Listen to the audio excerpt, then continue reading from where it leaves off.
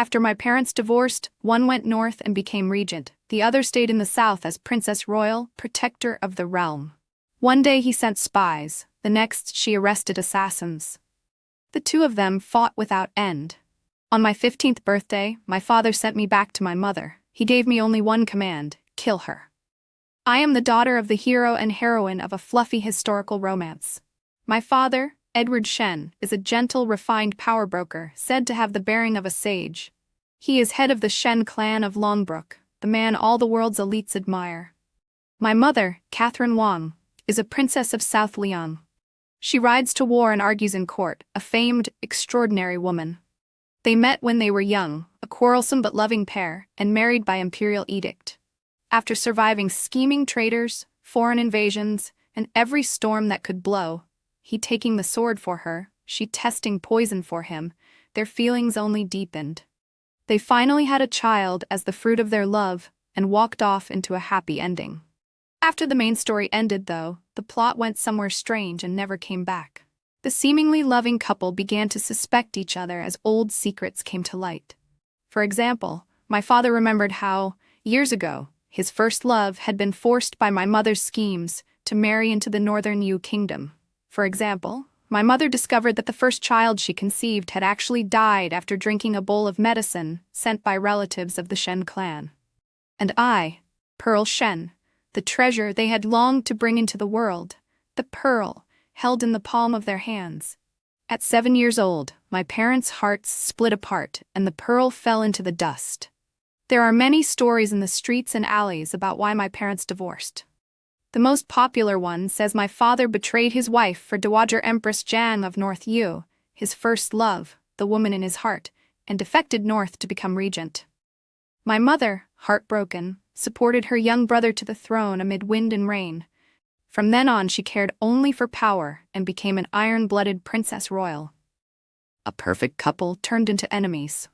One in the south, one in the north, blades drawn, each wanting the other dead. I was 7, bewildered by the upheaval, yet forced to choose, father or mother. In my blurred memory, my mother bent down to look at me, her gentle eyes holding broken shards of light. Pearl, I will do everything in my power to keep you by my side and give you a smooth, peaceful life. My father was far harsher. He simply poured a bottle of poison down my throat and left me, on the verge of death, lying in the heavily guarded Princess Royal Manor, beyond any doctor's help. In the end, he forced my mother to send me to North Yue with her own hands, to return me to his side in exchange for the antidote that would save my life. Men, I hate North Yu. I hate the gray sky, and I hate the cold. The young emperor of North Yu, Andrew Xiao, studied with me. He liked to scribble all over my homework, to mimic my South Liang accent in a ridiculous, exaggerated way, and to make me fish his jade pendant out of the icy spring lake. In return, I took him to catch my father and his mother in the act. Layer upon layer of inner palaces, gold and jade filling the hall with splendor. My father and Dowager Empress Jiang were in each other's arms. The hems of their robes, embroidered with similar patterns, overlapped and twined together, the air thick with intimacy. What a fine little play of lecherous man and wanton woman. Andrew Xiao, eyes red, shoved my father away. Dowager Empress Jiang, flustered, tear tracks still visible on her pale face, stammered, "Cousin, Andy is still young, don't blame him." I stood in the corner of the hall and met my father's calm, flat, dark gaze. Suddenly, I remembered the way he'd once drawn my mother's brows for her, painting her portrait with the same boundless tenderness I'd just seen.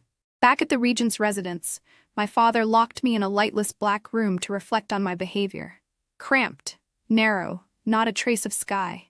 Boundless darkness drowning the mind, drowning everything. The instant a candle was lit, I all but threw myself toward that tiny flame, then raised my stiff, sluggish eyes, trembling. On the table stood a sandalwood spirit tablet.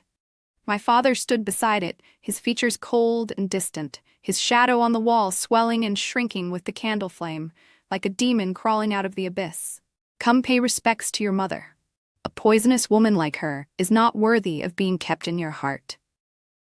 The Shen clan had grown too powerful, threatening the foundation of the state. Under my mother's planning, the legitimate direct line had now been killed off until only my father remained. This was another cruel truth hidden beneath calm waters. In both my father's and my mother's hearts, power and the state outweighed so-called love. So what did that make me, their daughter? The year I was born, my grandfather bestowed on me the richest fief in South Lyon. Everyone called me Pearl. My father was gentle and elegant, always holding my hand to teach me the zither, to teach me poetry and books. He'd smile faintly as I secretly swapped pieces on the board, shielding me from all wind and rain. My mother was bright and gracious, taking me to the racecourse to ride ponies, picking out the rarest gifts for me. If I casually said I missed her, she'd ride through the night stars to come back, spend one hurried evening with me, then carry her exhaustion back to the battlefield. But now, the demon's shadow loomed and toppled over me, and the bright room dimmed again. An unreasoning, unfamiliar dread covered me from head to toe. I stared at the elegant handwriting on the spirit tablet, a script I knew too well, and stiffly repeated the name carved there. Tears rolled from my eyes. My mother, Catherine Wang, is a poisonous woman. The next time I saw Andrew Xiao, there was a kind of shared misery in the way he treated me. The young emperor, stiff and awkward, said to me, "Pearl Shen, I won't bully you anymore. I hate your father, but I don't hate you." We grew up leaning on each other, wrapped in conspiracies. North Yu and South Lyon were old enemies, with countless lives piled up between them. Open warfare on the surface, and every dirty trick under the table. A turncoat traitor and usurping regent like my father stood at the very center of the storm. In my first 2 years in North Yu, my father was mad with blood. The sword at his waist was always stained with a red that could never be fully washed away. When killing no longer satisfied him, he'd sometimes close his fingers around my throat, smiling as he watched me struggle on the verge of death. And it was that Dowager Empress Zhang I'd once hated, who would tug at his sleeve and plead, grief-stricken, "Cousin, children are innocent. She doesn't know anything. Why make her bear the hatred of the last generation?" I huddled in the corner, panting in great gasps as I tore free from the brink of death, and watched the bloodlust fade from my father's eyes. "Pearl, I was wrong. I shouldn't treat you like this." He turned his head and smiled gently, still like bright moon in the arms, unmatched in grace. Then he crouched so his eyes were level with mine. His gaze passed through me, reaching toward distant years. "Remember this. From today on, you are only my daughter, Edward Shen's. You and I are bound by blood. In this world, we are the ones who will never betray each other. Bound by blood, so we were meant to endure hell together and fall into the deepest pit." The waves of assassins attacking the regent's residence never stopped. Some came from South Lyon, some were sent by North Yu itself.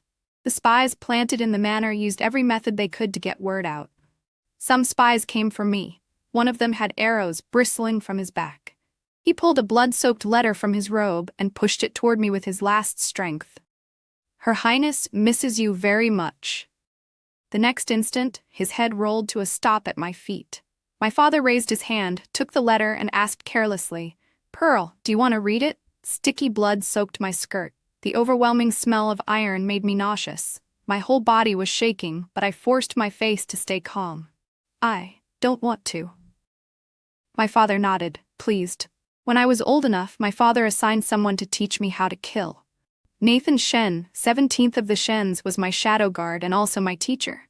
He taught me poison, taught me how to hide, taught me how to slice open a prey's throat with a knife as thin as cicada wing. If I refused to learn, there'd be no food. I'd be locked in the black room to keep my mother's spirit tablet company. Even when I tried my best, my father often wasn't satisfied. He'd order Nathan to punish me. The rattan whip left stroke after stroke across my back, never breaking the skin, but hurting for half a month. One year I fell ill, my body racked with injuries. I burned with fever, drifting in and out of consciousness. In half-dream memory, my father came to see me and placed his hand on my forehead. I rubbed my cheek against his broad palm, my voice choked. "Father, I'm scared. Afraid of pain. Afraid of what you're becoming." After a long moment, I seemed to hear him sigh. A sound whose meaning I couldn't grasp. Years passed like a dream. That once cherished life, those childish affections of playing at my father's knee, gradually vanished beneath the cold gleam of a blade. My father used fear to seize my soul, stripping away every bit of affection and blood ties he disliked, then molding me into what he wanted. At 15, my mother traded an entire city of North U prisoners of war to get me back. Public resentment boiled like water. When the uproar reached my father's ears, he only smiled faintly. The night before I left the capital, my father summoned me. I knelt at his feet, obediently bowing my head. "Pearl, this trip is dangerous, don't disappoint me." By candlelight, my father wore plain robes, his hair loose. He held 3 sticks of incense and bowed before the spirit tablet. That face, pale as a ghost, flickered in and out of the light, his pupils black and bottomless. "Remember, you are the last blood of the Shen clan." He turned his head. The hand pressing down on my shoulder grew heavier, and the whip marks he'd left on me days earlier throbbed faintly. Pain clears the mind. That was the principle he'd taught me since I was small. So I answered him with a clear head. "I will kill Catherine Wong and report back to you." Even if I hated to admit it, I understood now. Back then, when Edward Shen had used every means to drag me to North U, it wasn't out of fatherly feeling. He wanted to forge me into the perfect blade, one he could one day drive into my mother's chest. Late at night, I quietly climbed up the high star-watching platform. Under the endless sky, the wind filled the black robe of the youth standing there, making him look even thinner. Andrew Shao smiled. "Pearl Shen, you're leaving." Over the years he had brought me medicine here, stayed up all night talking with me, and watched the turning of the stars and the waxing and waning of the moon at my side. So it was fitting to say farewell here as well. "South Leon is rich and warm.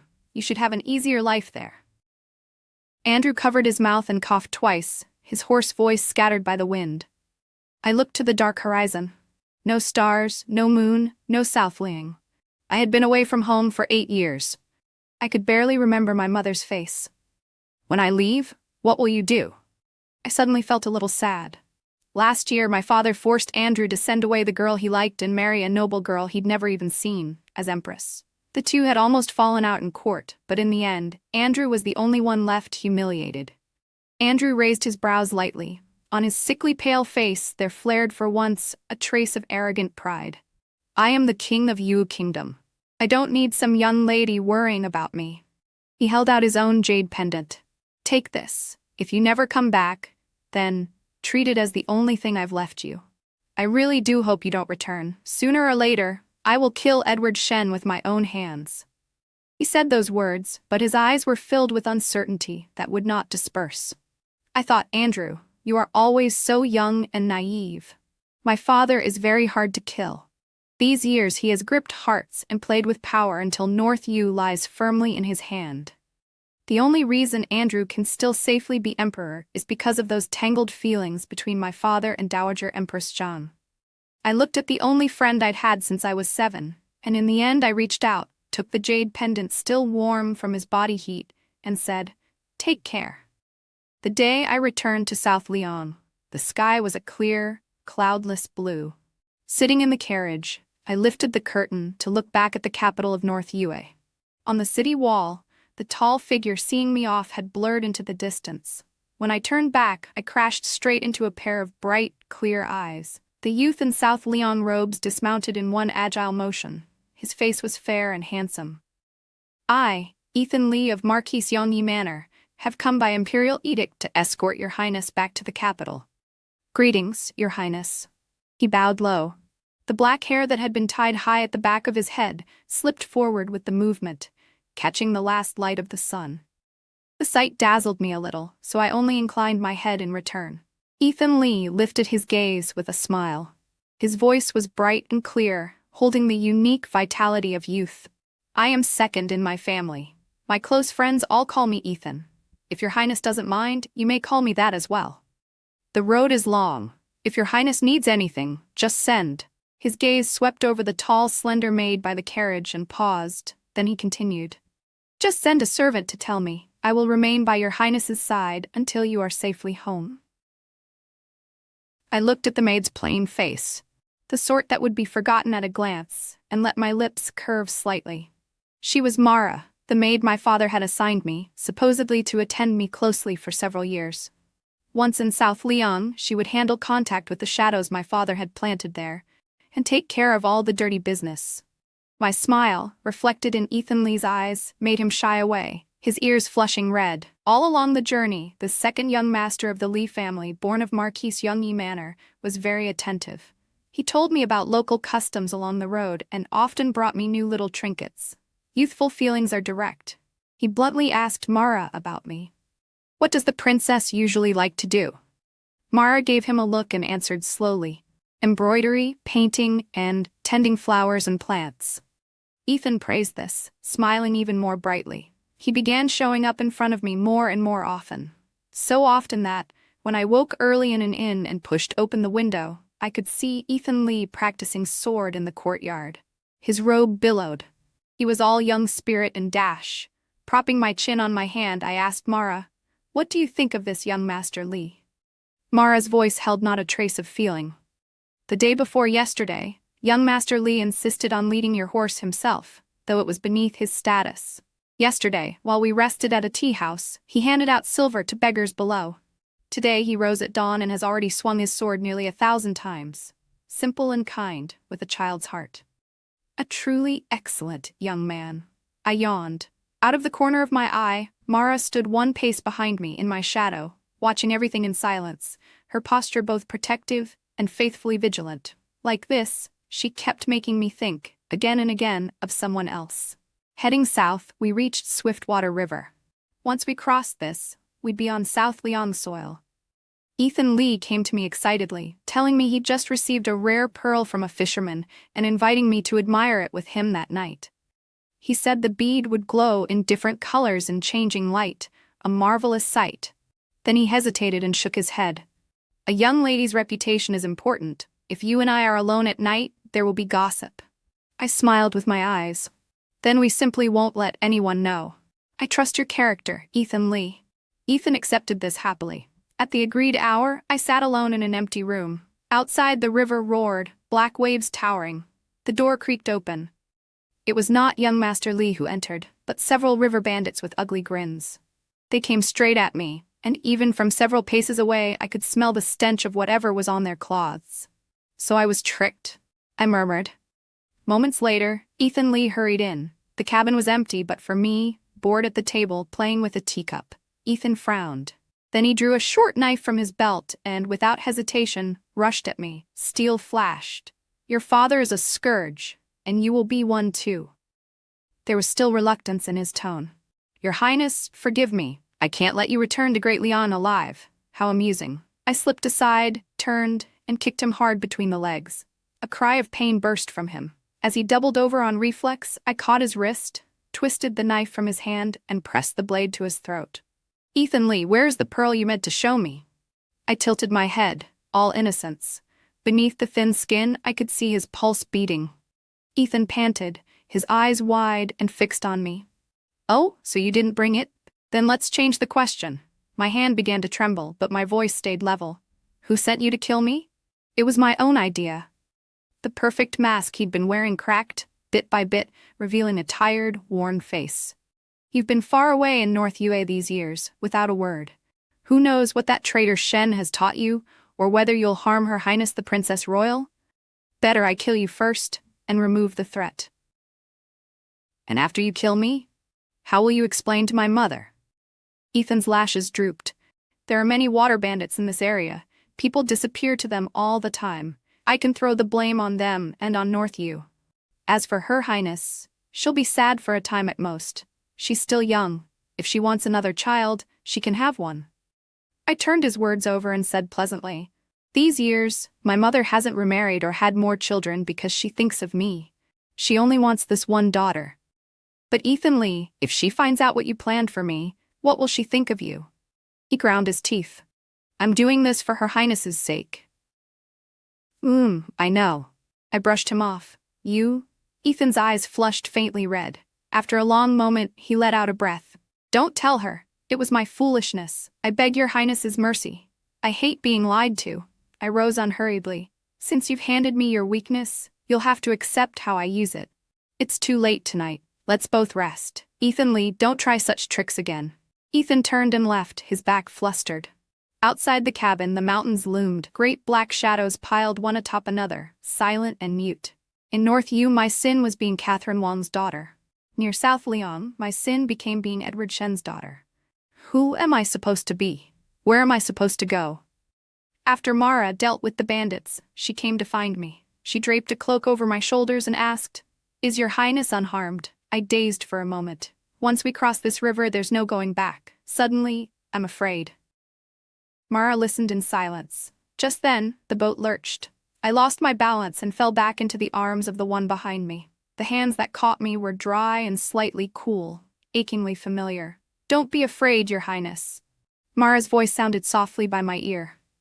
The next day, I went to find Ethan Lee. He looked stiff and walked obediently at my side until we reached the deck. "Your highness, those men from last night?" he ventured. "They're dead." My tone was light. Ethan stared, aghast. "That was several lives. What is a human life to you?" I looked at him calmly. "Didn't you also want to kill me?" He turned away, lips pressed tight. "Just teasing you."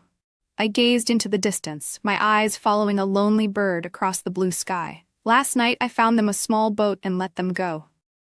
"I wronged you, your highness." Ethan lowered his head. His voice was heavy. "Forget it. I won't hold it against you," I said. "Tell me about my mother. Do I look like her?" "Half alike, especially the eyes and brows." I touched my own face, trying to sketch out her features in my mind, and asked, "How has she lived these years?" 8 years ago, His Majesty was just found among the commoners. The realm was unsettled, and the Prince of Hezhou took the chance to rebel. At that time, the imperial consort betrayed us and fled north. Ethan chose his words carefully, glancing at me. After that, it was discovered. The Shen clan had sided with the enemy. Her Highness the Princess Royal used iron-blooded methods. She led her personal guard to exterminate the Shen clan, stabilizing the court. Then she negotiated with the great families and persuaded them to send armies to suppress the rebellion together. In the Xuanning era, under the last emperor, the royal line had run thin. He had only one daughter. Had Liu Wang, the lost blood of the late emperor, not been found among the people, one couldn't imagine how many lives the struggle for the throne would have cost. As a child, I had lived in the Princess Royal manor and had little memory of the Shen family. To my father, though, the fall of the Shens was a private resentment killing he laid entirely at my mother's feet. Much of his implacable hatred came from that. In the years since, His Majesty has drowned himself in pleasure and has no heart for affairs of state. Nearly half the matters of the court fall on the Princess Royal's shoulders.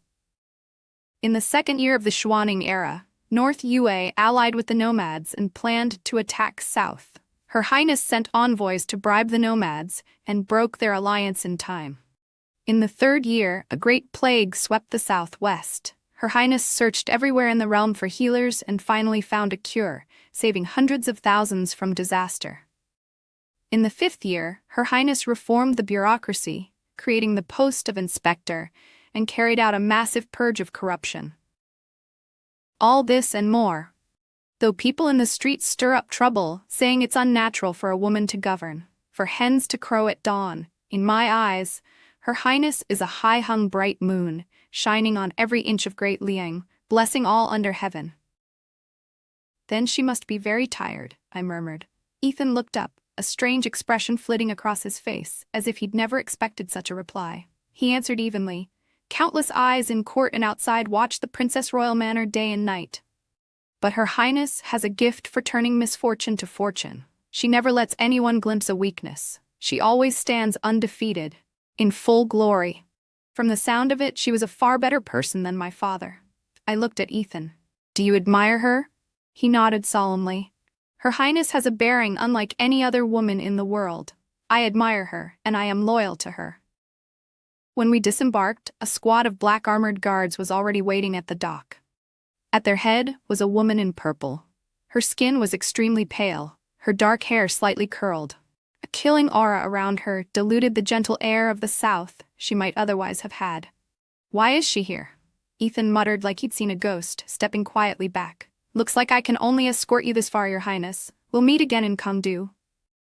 I frowned. "Who is she?" Ethan raised a hand to his mouth and whispered, "First-rank madhound under the Princess Royal." "Huh?" The woman came closer and reached out to pinch my cheek. "Tsk, a perfectly good girl, raised so thin. As expected, no good comes of anyone named Shen." She withdrew her hand and forced her lips into a gentle curve. I'm a lady official of the Princess Royal Manor named Vivian Shen. Ah? I stood there, tongue-tied.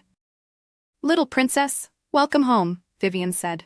Kangdu City rose in the misty rain, ancient and imposing. When I was 7 and ignorant, I'd been taken from here.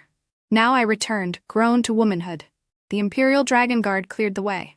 Gold leaf paved the street under our wheels as we drove straight to the Princess Royal Manor. The vermilion gate stood wide. Servants knelt in welcome. Once inside, I realized how heavily guarded this place was, the defenses laid out tight. It was nothing like the residence of an ordinary noble. Vivian, though, moved as if at home, leading me through. Pavilions and towers passed by. My feet felt like they never touched solid ground, until I saw the person sitting in the main hall, and everything settled. A few faint lines at the corners of her eyes had done nothing to dim her beauty. The pearls and silk she wore were just decoration. She was still that woman everyone in the Xuaning era looked up to with longing, a beauty with spring water for soul and pale jade for bone. Time had favored her. In its passage, the Princess Royal, Catherine Wang, had not withered, but taken on a quiet authority and an insight into people's hearts. My mother rose and came toward me, raising her hand to gently touch my cheek. Her palm was warm. The trace of heat she left burned enough to hurt. I blinked, like a wooden puppet freshly carved. Pearl, you've grown so big already. She stared at me, dazed, and after a long time tears slid from the corners of her eyes. He abducted you and didn't even treat you well. Pearl, you've suffered so much. So it only took one glimpse for dead vines to sprout again. The gentle flashes in my memory stopped and gathered into the clear face before me. There was so much I wanted to say. In the end, my throat tight, I only managed, Mother. You're home now. From here on, I'll be here for everything. She held me in her arms. The warmth, so familiar yet strange, left me frozen for a long time. After our brief reunion, my mother returned to the study to deal with documents. Vivian spread her hands helplessly. She's been pushing through new policies lately. So many trivial matters. Her Highness hasn't slept well in days. So the rumors were true. Most of South Leon's decrees came from the Princess Royal Manor. Does she have many people to share the burden? I asked, troubled. There are plenty of people tripping her up, Vivian sighed. Then she arranged lodging for me. Seeing the group of people I'd brought from North Yue, her gaze wavered. I spoke first. Leave Mara with me. With her watching over me, I'll be at ease. Arrange the others however you like. Vivian nodded and gave Mara an extra look. Mara stood quietly at the edge, unruffled, still the kind of woman you'd lose if you tossed her into a crowd. The next day, Emperor Liu Wang held a banquet on White Steed Terrace to celebrate my return. Imperial kin and ministers gathered. Music and dance filled the hall. Cups and laughter passed. My mother sat on the left side of the throne. Gold thread shimmered across her robes under the lamps. People toasted her. She returned each cup from afar, perfectly composed. Glances of every kind fell on me. I lowered my eyes and let them. Liu Wang arrived halfway through the feast. He gestured for everyone to remain seated. There were dark circles below his eyes, and his hair was tied back casually, as though he'd just woken up. The royal house of South Leon produced dramatic beauties, faces that could ensnare at a glance. Liu Wang was different. He was like a pool of clear water, mild and without any sharpness. You looked at him and felt an easy fondness, an urge to draw near. I was rehearsing a play too late last night and almost missed today's happy occasion. He turned to my mother with a sidelong smile. Forgive me, sister. My mother inclined her head. Liu Wang then looked at me, his calm eyes flickering with countless lights and shadows. Pearl, do you still remember me? I made a proper palace curtsy. Of course, your majesty. Pearl pays her respects. When Liu Wang was first brought back from among the commoners, the realm was in chaos. He was only 4 years older than I was, and for safety's sake, I was arranged to live with him. Even when my parents' arguments shook the Princess Royal Manor, Liu Wang was still living there with me. He smiled warmly. Pearl, come to the palace often. I'll put on shadow puppet shows for you.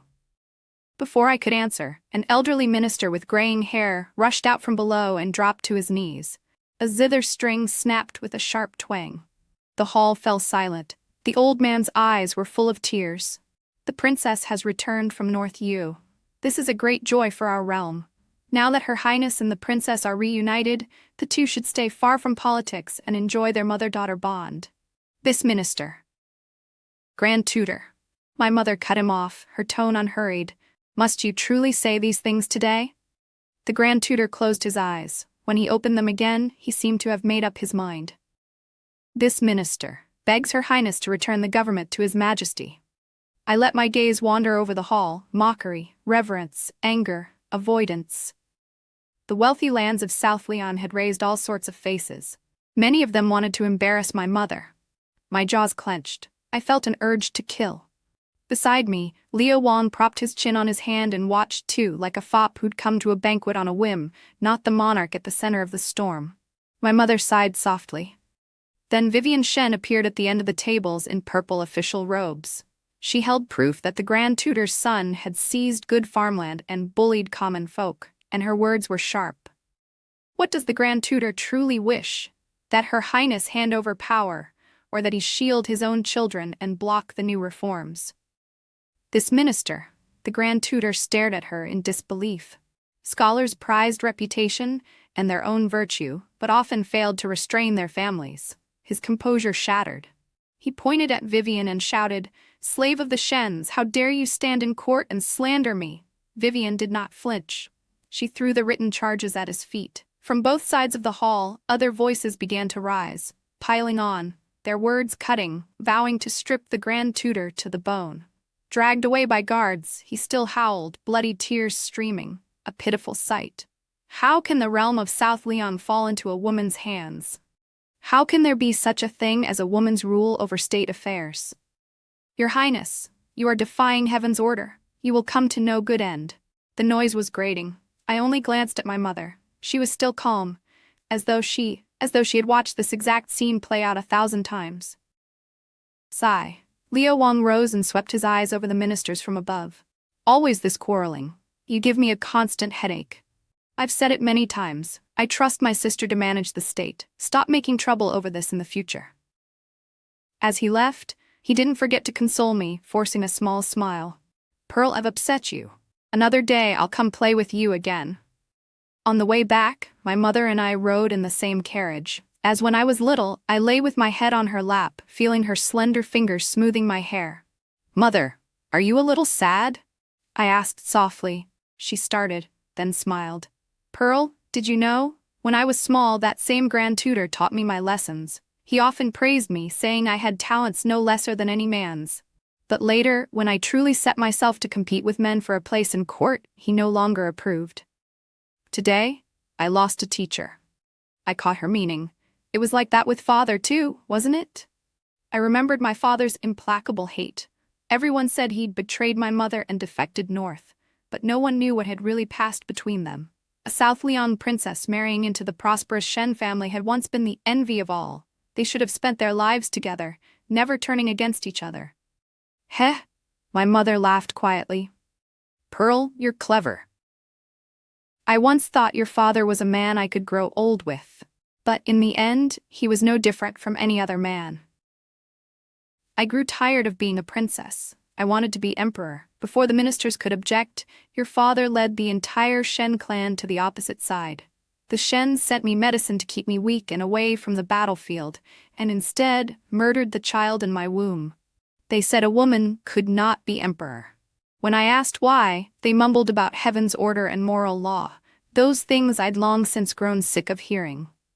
Even Leo Wang, they labored who knows how hard to find him, all so that their so-called legitimate line could inherit. She spoke in a few light, simple sentences. Every love and hate faded with them. There are not so many romantic epics in the world. Most stories are just a husband and wife gradually drifting apart as they struggle for power. A princess loved by all the world dared to have ambitions equal to any man's. She refused to be a pampered wife, a docile appendage.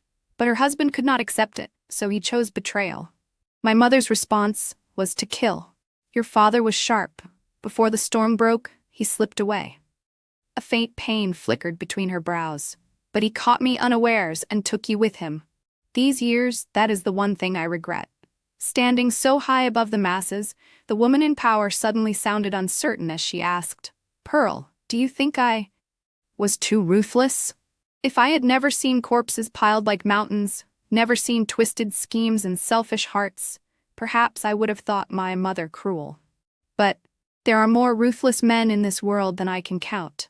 Since ancient times, countless men have climbed over the dead to reach the throne, and the world only praises them as heroes. But for a woman, the judgments are always harsher.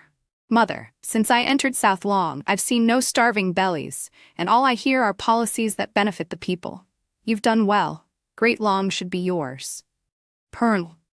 My mother's smile bloomed like spring water ruffled by the wind. Such a wonderful pearl, and she is my daughter. When my mother praises me, she is good. My father wants me to kill her, he is bad. I lowered my eyes to hide the shadows there. Father, you want me to be a parricidal sinner. I fear I won't be able to oblige you. I stayed where I had lived as a child. The tables and chairs hadn't been moved, only the crabapple trees in the courtyard had grown with the years, branches stretching over the eaves.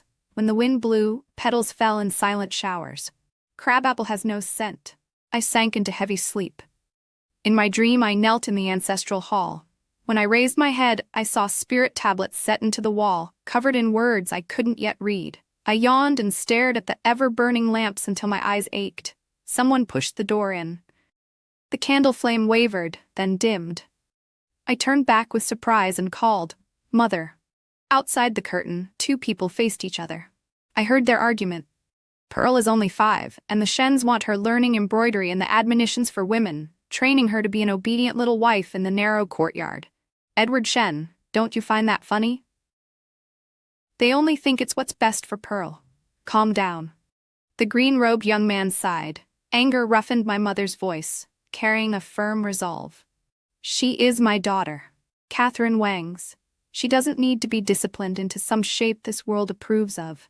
I won't bring Pearl here to the Shen estate again. Scenes of the past rose and sank. The sound of battle grew louder. I watched my mother in silver armor riding away in the sunset.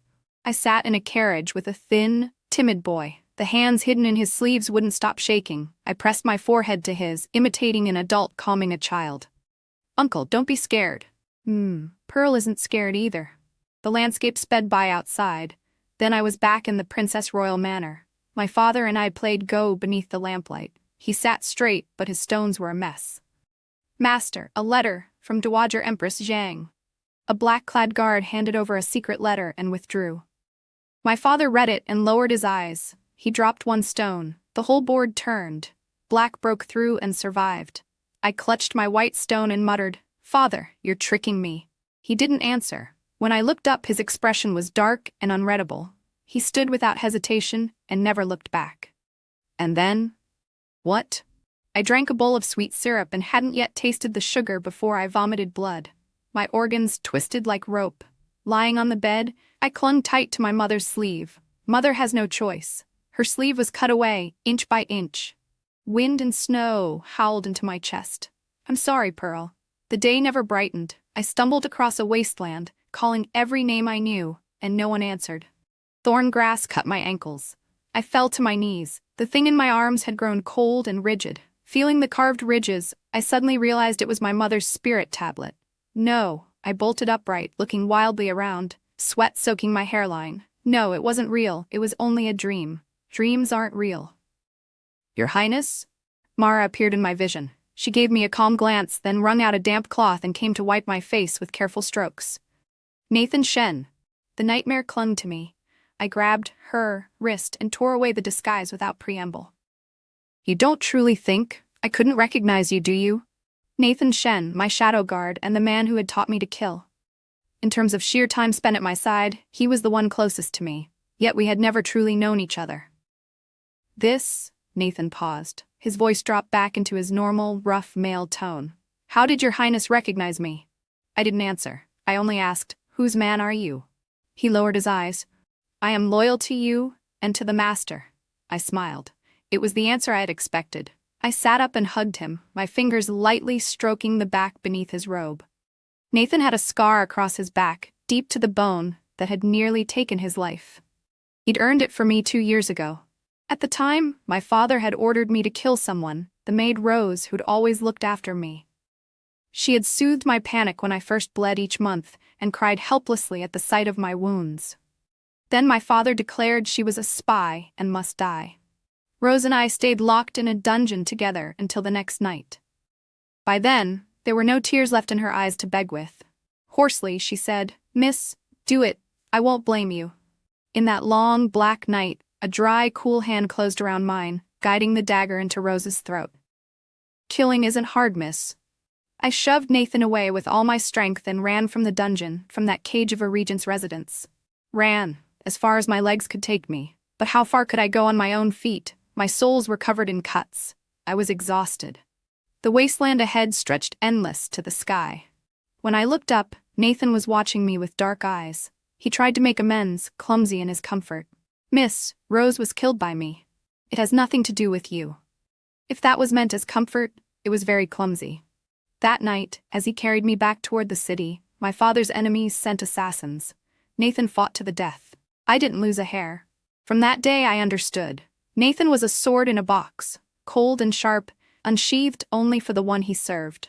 Even if an inferno lay ahead, he would not turn back. For the sake of the title, Shadow Guard, he could die for me, but he could not betray the man far away in North U. The back beneath my fingers trembled faintly. I wore only an underrobe, most of my body pressed against him. I studied his face carefully and reached out to touch it. His skin was smooth, like any living man's. "Your skills with disguise are no worse than your martial arts. In the past, you only taught me poison and blades, but I've asked around. A proper assassin learns much more than that. You're not a very competent teacher." We were too close. Close enough that our breaths mingled, warm against bare skin, flushing it red. "Miss, don't debase yourself like this." Nathan stayed outwardly calm, his eyes as deep and dark as ink.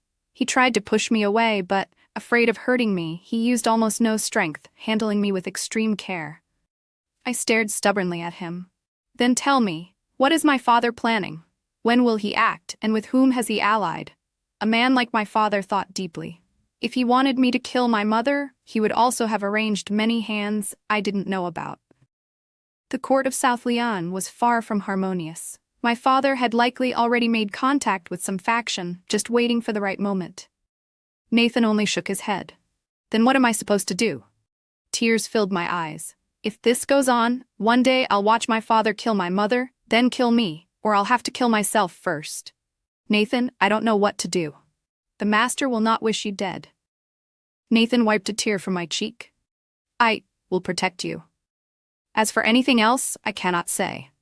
I let him go and scrubbed my face. The tears stopped at once. Nathan sighed and turned to leave. I called after him. "You asked how I recognized you." "It was the smell." I looked up at him. "You never wore scent, Nathan. You had no smell." People who live in the shadows must erase all traces of themselves to blend easily into any environment. But now you do. I took out a sachet embroidered with twin fish and tied it to his belt, knotting it tight. "You're not allowed to take it off," I said. Nathan lowered his eyes. After a moment, he nodded gently. "As you command, Your Highness." When I wasn't thinking about my father's mess, being a princess in South Leon was quite pleasant. Ethan Lee acted as my guide, taking me hunting in West Mountain and to bathe in the hot springs at East Lake. I always brought Nathan along. Wrapped in Mara's skin, he'd be doing his best to vanish when I drag him out and set him to work. Somehow my uncle in the palace always got word and would sneak out to join us. Kangdu was a city of brocade. 1,000 gates opened in rows, streets packed with people like mist. Liu Wang had no imperial heirs.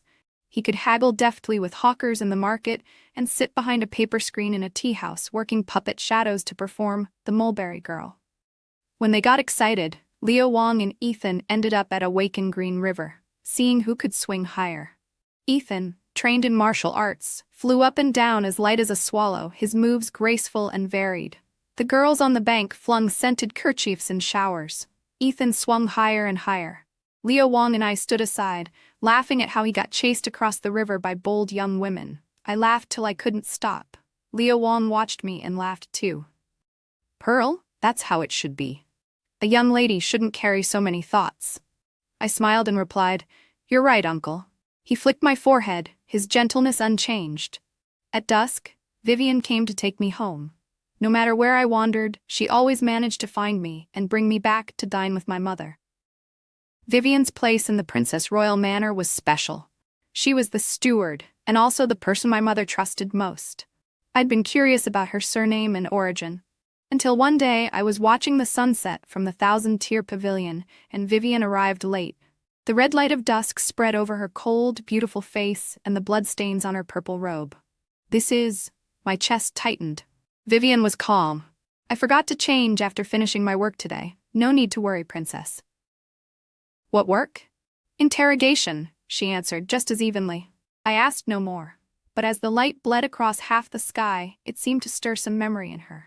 Abruptly she said, I was born into the Wang clan of Longbrook. I stared. Then you and my father. I was a collateral branch, raised in exile. He was direct line. We barely ever met as children. But I once envied him greatly. He was a man and nobly born. It was only natural that he married Her Highness. When she did, everyone congratulated her on finding an excellent husband. Excellent, my foot. Vivian's features sharpened. When she needed him most, he chose to betray her. I'm not the same. I will stand by her forever, in whatever capacity. I looked sideways at her. So back then, when the Shen clan was destroyed, my mother saved you? Vivian's mouth twisted. The evidence of the Shen's treason was something I handed to the Princess Royal. I froze and watched a faint smile unfold on her white face. Princess, politics is a game of killing with ink and words. From the day I stood at her side, I swore an oath. The dying screams of our enemies will never reach her ears. The blood on the blades will never stain her robes. She need only stand in the Hall of Light, with all things going her way, and her life 10,000 years long. All things going her way, life 10,000 years long. I repeated those 8 words silently. How wonderful. In the spring of the 10th year of the Yongming era, disaster struck in the north. The Emperor of Yu Kingdom, Andrew Shao, died of illness. When the news reached me, I clutched his jade pendant and sat in a daze. How could he be dead?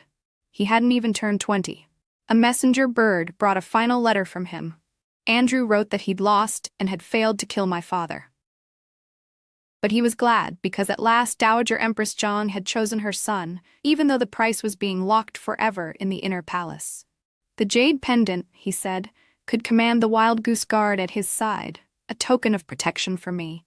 He wished me joy and ease and told me to live for the both of us. He wrote that next life, he didn't want such noble birth. He wanted to be a hunter, to vanish into the mountains when unhappy, and when he was happy, to pile his game at the door of the girl he liked, pile it high. Andrew had never spoken so many words at once. In this letter, he seemed to write whatever came to mind, rambling across several sheets. The ink grew fainter, the strokes more crooked. You could see a young life burning out as you read. At the end he said, Pearl, don't cry. Thinking back, I shouldn't have bullied you when we were kids. In the end, I just feel like I owed you something. I broke down sobbing. So that night atop the star-watching platform had been our last meeting in this world. The great traitor and regent, Edward Shen, had finished the final step of winning eternal infamy, regicide. Soon after, Yue Kingdom mustered its forces and marched south, pressing against Great Liang's borders. Marquis Yang Yi took command at the front, bringing along Ethan Lee, who was clamoring for a chance at military glory. The swings at Awaken Green River were empty now. Tension from the front hung over Chengdu. When battle reports came, my father's name was on them as Supreme Commander of the North. Since I had cut all contact with him on my own, I'd heard nothing. It was as if he'd stopped thinking of me entirely. Would he really fight openly on the battlefield? The fighting went badly. The two sides ground against each other. Marquis Yang Yi took a severe wound, and his deputy was inadequate, so my mother put on her armor and rode to the front herself. I insisted on going with her. She ruffled my hair and smiled. Don't be afraid, I'll be back soon, just like when you were little. The vast Princess Royal Manor felt empty. I kept guard there like it was the last safe corner of my heart. Those who were meant to leave did so in the end, like Nathan. In the sachet tied at his waist was an attracting incense. Hawks followed its trail straight to him. In a deserted courtyard, a black-robed youth released a carrier bird. How pitiful. Even now, I had no reason to demand his wholehearted loyalty. When he returned, I said quietly, Nathan, I don't want you anymore. Go. He pressed his lips together, understanding. Once I complete one last task for the master, I'll be free. I lowered my lashes. Then go do what you want. The world is wide. Come and go as you please. Don't stay with me. He glanced back, a little slow to react. Seeing no change in my expression, he stepped out and never returned. Somewhere deep down, I felt a storm massing. I knew my father would not give up using me. The Princess Royal Manor was the safest place in the realm. If I never left, nothing would happen to me, and my mother would not have to worry. If you don't want those you care about to get hurt, keep them far away. On a sleepless night beneath the crabapple trees, fire erupted in the manor. Cries of panic rose on all sides, yet my courtyard was silent. I pushed open the door. A squad of Imperial guards stood there. Liu Wang smiled gently. Pearl, there's a fire in the manor. Come stay in the palace with me. The great stone hanging in my chest dropped into the abyss. Of course, if my father wanted allies in South Leon, who better than Liu Wang? No monarch will be content to be a puppet forever. Their common enemy was my mother. I pulled a dagger from my sleeve and went straight for Liu Wang's throat. Steel flashed. The guards moved as one, their blades crashing into me. I was beaten to the ground, unable to move. Pearl, be good. Liu Wang stroked my face, like a master soothing a pet that had dared to bare its teeth. They locked me up. An iron chain around my ankle was fastened to the bedpost, long enough only to let me move about the room. Liu Wang came every day. The servants attending me were deaf and mute, their heads forever bowed. His voice echoed in the chamber as he sang and worked his shadow puppet figures alone. Who is this girl I see before me? Her face, all filled with the bloom of spring. Do you know the crime you've committed? When did my father approach you? I cut him off, my voice weak. They mixed drugs into my food, sapping all my strength. Liu Wang rose and came to sit at the side of the bed. He thought a while. About 10 years ago. 10 years. I remembered that the Shens had been the ones to find him. You believe he'll truly help you? I raised my eyes. My father is very cunning. I believe he can bring Catherine Wang down, that's all I need. Liu Wang smiled. She's your sister. I tried, one last time. He froze, then said, Pearl, I'll tell you a secret. Years ago, a finely dressed mother and child appeared in Twinbridge Village. The village head gave them a room, saying great fortune would one day come to them. But before fortune came, famine did. The village head's own child watched his mother, grandmother, and that woman and child dragged out and killed, and was terrified into a stutter. The night before he was to be sold, strangers arrived. They said they were looking for a lost royal heir. To live, that boy killed his own father and stole his seal, taking the identity for himself. He was terrified. Everyone looked like a fanged monster to him, laughing at his stammer, doubting his identity. Only one little girl didn't despise him. She pulled him into a carriage, held a book, and read it slowly from start to finish. Little by little, his stutter went away, and he stopped being afraid. It was absurd. So you're not really my uncle?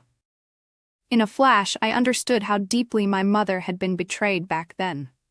In the Xuanning dynasty, under the last emperor, the line had thinned until he had only one daughter. Royal cousins with the surname Wang could be pushed into that seat. Liu Wang, dragged in from the streets without his background fully examined, could sit on the throne. Only Catherine Wang could not. This world is harsh to everyone, but especially to women. Even with wit and strategy surpassing most men's, in their eyes she was still just a royal daughter, a Shen wife. When my father stood fully against her and welcomed Liu Wang as emperor, my mother finally saw through the man she'd once pledged her heart to. Pearl, don't worry. I won't hurt you. I'll bring you every treasure in the world. Liu Wang bent down and kissed my eyelids. As long as you stay quietly here. He was lost in the delusion he'd built for himself. I will have only you for a wife. Then we'll have a child and hand the throne back to your family. Filthy and disgusting. As his mouth moved lower, I lowered my head and bit hard into the hand on my arm, tearing until flesh and blood came away. He yanked his hand back with a hiss and raised it to strike me. The slap hung in the air but never fell. Forget it, Pearl. You will only have me from now on. His tone almost sounded like pity. Say it clearly. I raised my eyes. What do you mean? Liu Wang gave me a single look and turned to leave. Thunder boomed. Rain pounded down. I forced myself upright, searching the room. Anything sharp had been removed. There was nothing to pick a lock with.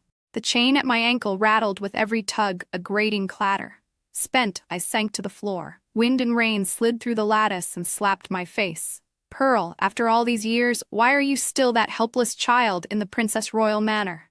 Back then, I had no choice. But now, I wanted to choose my mother. I wanted to protect her. I curled in on myself, my chest crawling with panic. Something tapped the window 3 times. I lifted my head. A pale hand gripped the sill, paused, then pushed it open. Under the dark heavens, a black-robed youth leaned in through the rain, his face cold and stern. He slipped lightly into the room and crouched before me. "Miss, I am here." That night seemed endless. On Nathan's back, I fled through a secret tunnel beneath the palace. "Using you as bait, the master has trapped the princess on Woolleaf Islet," Nathan said. "If you hurry, you might still be in time." "I told you to leave," I mumbled into his shoulder. "You said you wanted me to do as I liked. But I treat you badly. I scheme against you, I watch you, and still you came back for me?" "It doesn't matter." His voice was steady. "I know you were happy in the Princess Royal manor. That's enough." By the time the pursuers reached us, we were almost out of the city. He pushed me onto a horse. "The road is slick. Ride carefully. I'll come to you soon." In that fleeting glance, I saw him draw his sword and turn his back to me, swinging into the storm. Mud spattered up under the hooves. I gripped the reins and let the horse run, faster and faster. By the time I reached Woolleaf Islet, dawn had come. Mist lay thick, veiling the clash of armies. On the road, I had already used Andrew's jade pendant to make contact with the Wild Goose Guard. With the strongest strike force from the Northern Court, I broke the encirclement and set foot on Woolleaf Islet. After that hard ride, my hair was a mess, my clothes caked with mud. On the islet, 2 forces faced each other. In white, my father stood with robe drifting like a banished immortal. Looking at my bedraggled state, he shook his head lightly, almost regretful. Still lost in the end. I stooped to pick up a discarded sword, the cold point leveled straight at him. He smiled with satisfaction. "See? Our daughter is here, and the first thing she does is try to kill me." Supported by Vivian, my mother barely managed to stand. She was badly wounded. She curled her mouth in a smile with no joy in her eyes. "Edward Shen, hate me if you want, but don't drag Pearl into it."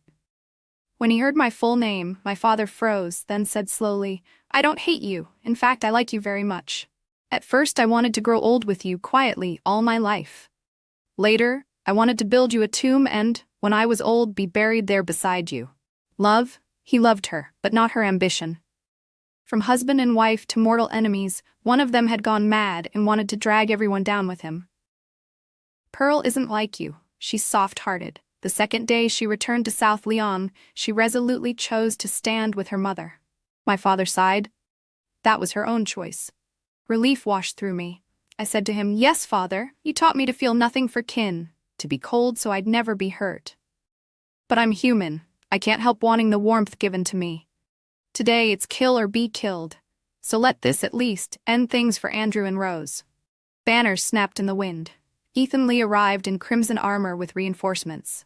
On Woolleaf Islet, the final battle was about to begin. My hand had never been so steady on a sword. I thrust toward my father as though breaking through those sunless years. White cloth turned red. The immortal fell to dust. My blade drove into his shoulder, and he lay on his back in the mud, his eyes reflecting the clear sky. "Pearl, your strike was off. That won't kill." He spoke as if teaching a child, his voice weak but still gentle. Vivian rushed forward and wrenched the sword from my grip. "The sin of killing one's father won't fall on the princess." And then she cut his throat. Blood splashed into my eyes. Red blurred the world to darkness. The Great War of the 10th year of Yongming ended with Great Liang's victory. The army pushed north, destroyed Yuo Kingdom, and unified the land. Liu Wang's true origin was exposed and became a favorite topic in wine shop gossip. So the High Forbidden Palace had been little more than a shabby traveling troupe. The next year, the Princess Royal, Catherine Wang, took the throne. She founded a dynasty and wrote her name into history. I found Nathan at the gate of the city. Kangdu had seen a snow like none in 100 years. As far as the eye could see, all was pale, like the mountains themselves wore mourning. "Miss," a At the familiar voice, I turned, and there was no one within arm's reach. So I looked down. At the base of the wall, the grass was brown and dead. Nathan lay sleeping in the open, letting the snow cover him, frost thick on his lashes. 7 or 8 wounds pierced him. His blood had dried to a dark stain that obscured his face. I sat down slowly and leaned against him. The wind and snow seeped into my bones until I felt nothing at all. "So here you are, Nathan." I breathed out a thin cloud into the air. Then I counted his wounds one by one and went to find Leo Wang. I put every cut back into his body. The sound of steel biting into flesh left me calm. Leo Wang's handsome face twisted with the pain, a groan spilling from his lips. "Pearl, I hadn't meant to kill him. But you're too lucky, I couldn't stand it. Why did you get everything?" I gave him the last stroke. He would never speak again. After Nathan's burial, I said farewell to my mother and to Vivian and went wandering. For many years after that, I walked mountain ranges and endless grasslands, listened to camel bells in the desert, and watched great ships set sail from rocky coasts. In the Forbidden Palace, I could still lie with my head in my mother's lap and tell her about all I had seen. Those words, carrying my heart, turned into decrees that spread blessings across the realm. In this world, countless people hurry past. Gaining and losing, parting and reuniting, nothing is more common. The end.